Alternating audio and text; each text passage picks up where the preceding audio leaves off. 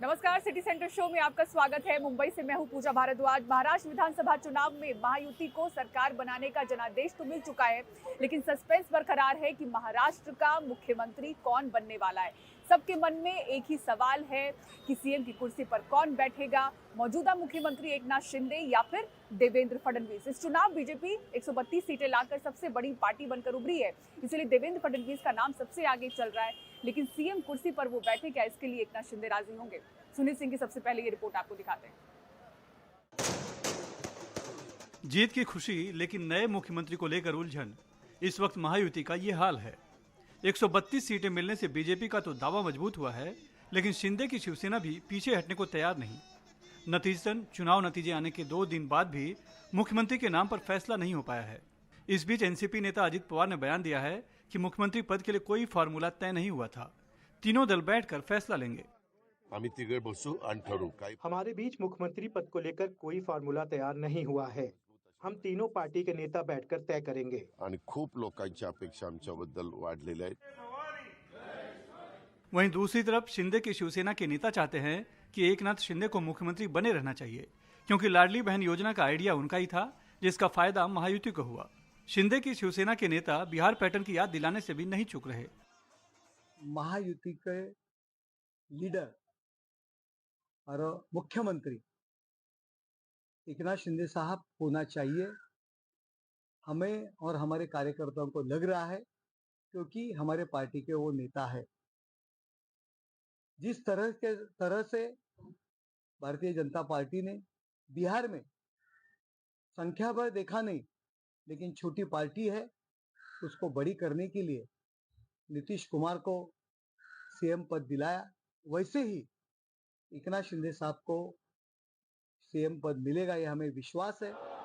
हालांकि संख्या बल के हिसाब से बीजेपी आश्वस्त है कि देवेंद्र फडणवीस ही मुख्यमंत्री बनेंगे, लेकिन उनके नेताओं का कहना है कि फैसला दिल्ली में होगा। तीनों पार्टियों के नेता मिलकर केंद्र के हमारे वरिष्ठ नेतृत्व जो है, माननीय प्रधानमंत्री जी, अमित भाई है, हमारे नड्डा जी है, हमारा केंद्रीय एक पार्लियामेंट में बोर्ड होता है, उसमें सारी चर्चा होगी। अभी वो चर्चा करना नेतृत्व का सवाल है। नेतृत्व चर्चा करता है, तो मुझे लगता है जब भी बैठक होगी इसमें निर्णय होगा। बीजेपी अभी भले ही खुलकर बोलने में हिचक रही हो, लेकिन ज्यादातर राजनीतिक विश्लेषकों और आम लोगों का भी मानना है कि देवेंद्र फडणवीस ही मुख्यमंत्री पद के असली हकदार हैं।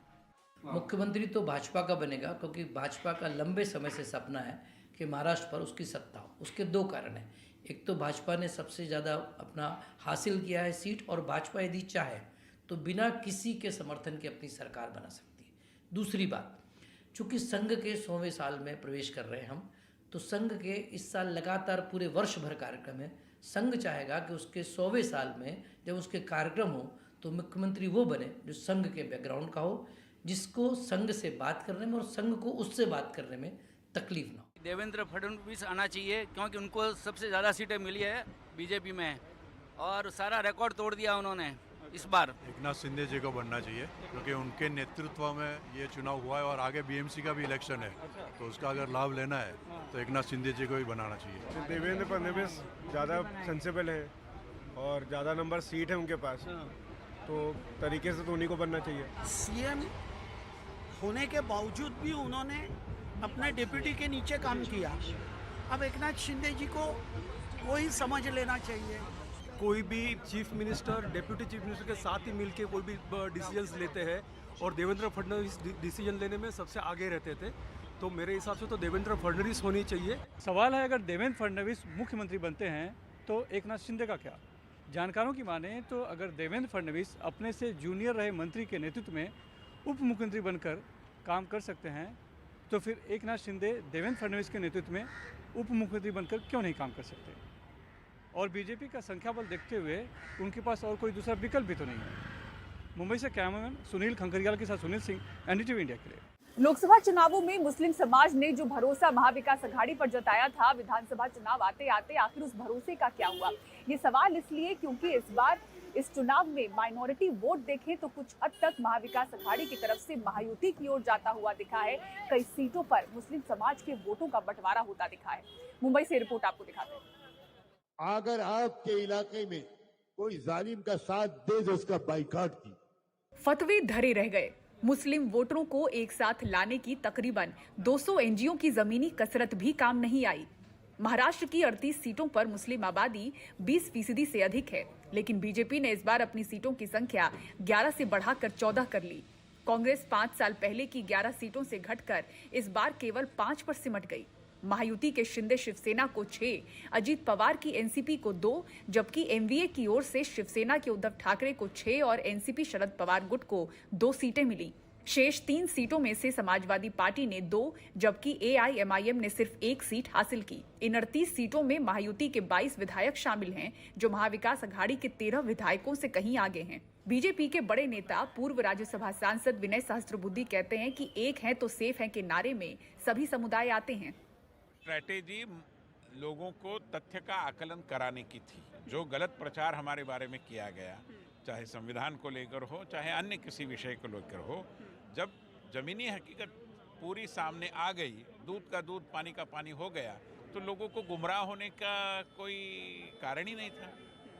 तो स्पष्टता जब आ गई, एनलाइटनमेंट जब हो गई, आकलन जब बन गया, तो लोगों ने तय किया कि बीजेपी ही हमारा पक्ष है। ठीक है, अगले 5 सालों में जो हम सरकार आपकी देखेंगे, उसमें जो ये कम्युनिटी है जिसके कई सवाल हैं, कई सोच है कि हम कितने सेफ हैं, नहीं हैं, आपके एक हैं तो सेफ है में क्या ये आते हैं?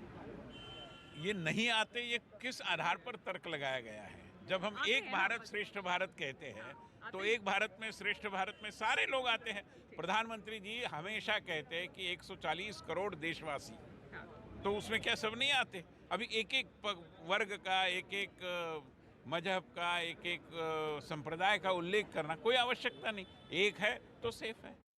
मौलवियों की अपील के बाद भी न सिर्फ मुस्लिम समुदाय का साझा और निर्णायक फैसला नजर नहीं आया, बल्कि इस कदम से बीजेपी को वोट जिहाद या महायुति के खिलाफ मुस्लिम वोटों के एकीकरण के अपने आरोपों को मजबूत करने में मदद मिली।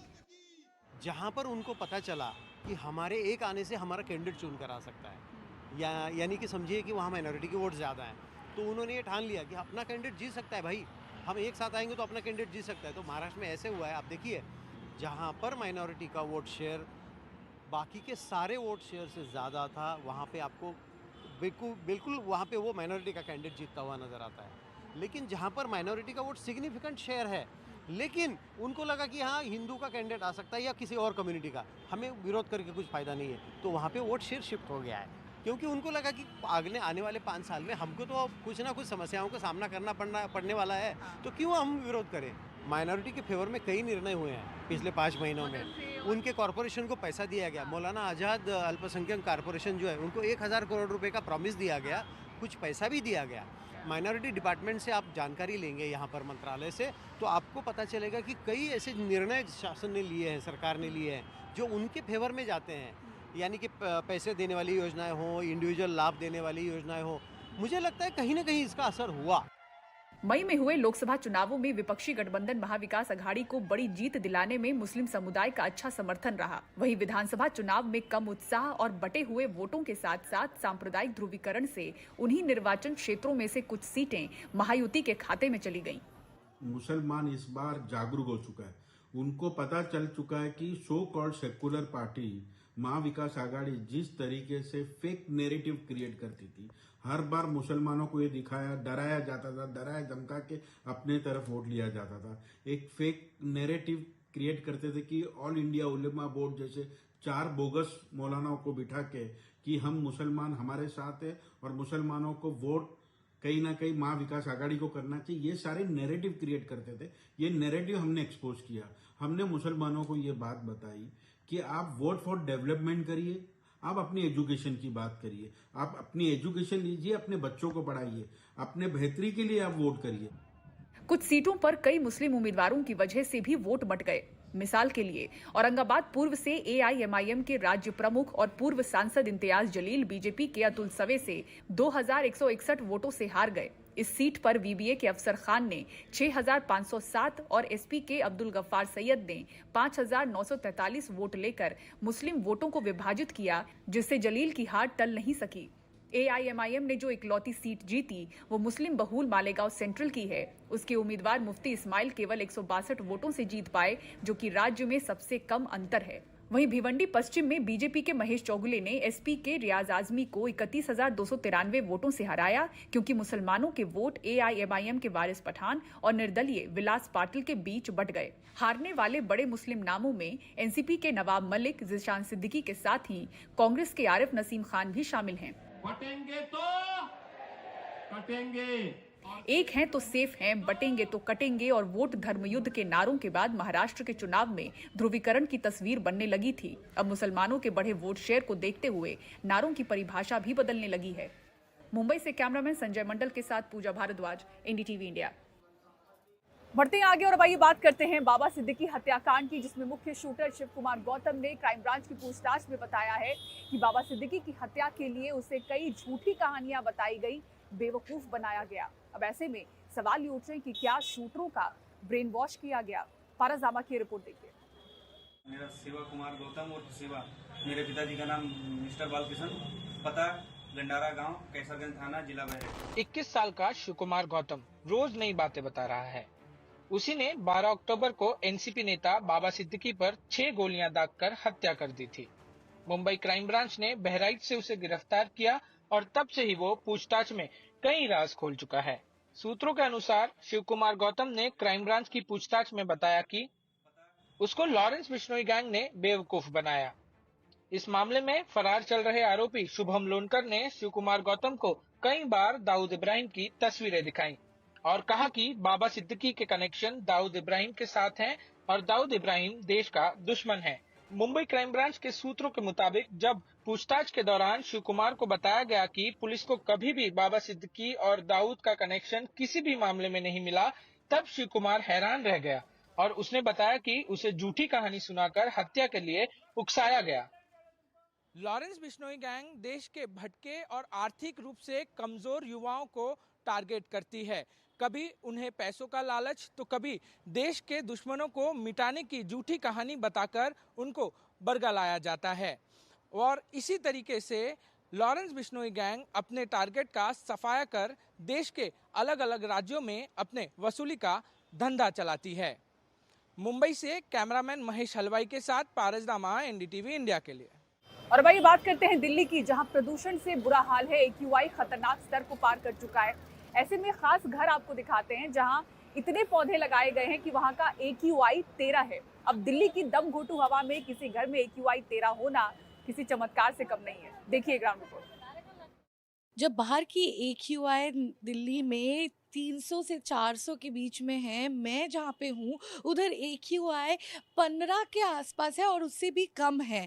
मैं एक्चुअली अभी हूँ एक ग्रीन हाउस इधर सेटअप किया है दोनों एक कपल ने और ये जगह सैनिक फार्म्स में है।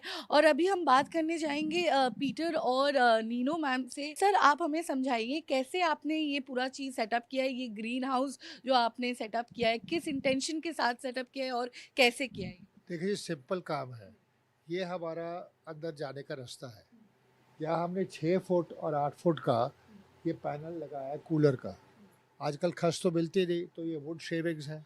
इसमें देखिए पानी चल रहा है, 24 घंटे एक पंप है, इसमें पानी चलाता है। तो यहाँ एयर पोल्यूशन आपकी 400-500 है, अंदर हमारा है 5 और 10। ये बाहर की हवा है। अंदर आते ही ऐसे जो हैवीनेस था बाहर, एक सांस लेने में जो हैवीनेस इंसान फील कर रहा है, वो इधर बहुत आसानी से इंसान ब्रीथ कर सकते हैं। ये पंप है, इसमें पानी चल रहा है।